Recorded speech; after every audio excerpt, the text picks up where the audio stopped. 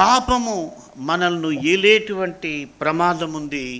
అందుకే దావీదు భక్తుడు 119వ కీర్తనలో 133వ వచనంలో ఆయన ప్రార్థన చేస్తూ ఆయన అడిగాడు దేవుణ్ణి, నీ వాక్యమును బట్టి నా అడుగులు స్థిరపరచుము, ఏ పాపమును నన్ను ఏలనీయకుము అంటూ ఉన్నాడు.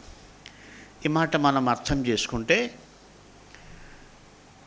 ఏలే అవకాశం ఉంది కాబట్టి భక్తుడు ప్రార్థన చేస్తున్నాడు, ప్రభా పాపము నన్ను ఏలనీయకము. ఎందుకంటే పాపానికి ఏలేటువంటి అంటే శాసించేటువంటి శక్తి పాపానికి ఉంది.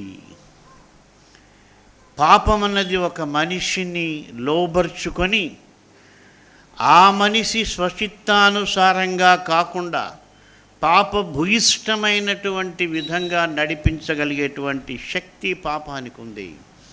అందుకే దావీదు భక్తుడు కోరుకున్నది ఏంటంటే, ప్రభువా నీ వాక్యాన్ని బట్టి నా అడుగులో స్థిరపరచు.